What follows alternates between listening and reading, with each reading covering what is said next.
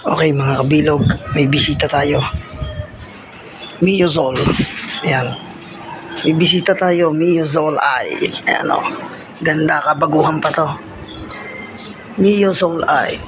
Ang issue nito, papapalit siya ng papapalit siya ng brake pad. Ito, may dala na siyang brake pad.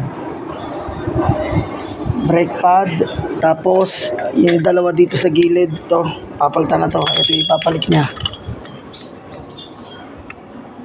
Yan. Tapos ito nga pala binuksan ko itong brake fluid niya. Ayan po. Wala na pong laman. Ngayon, sasalina na lang po natin. Isama na lang natin sa gastos. Ayan, walang laman sa ed. Okay. Tapos change oil. Papa-change oil din to.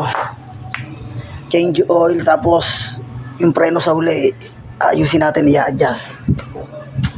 Okay, update ko kayo dito sa Miyozol I.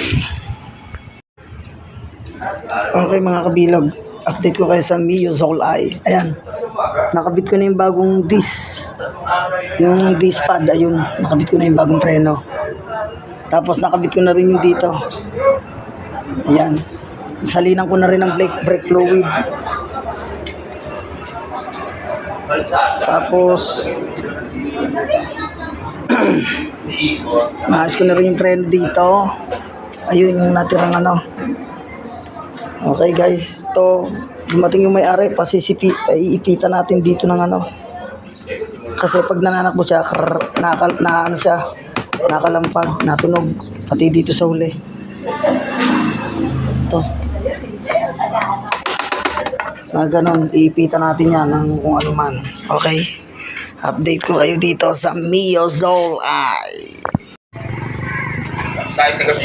Sige na, babay na. Thank you. Okay, salamat sa tiwala. Ayaw marapa.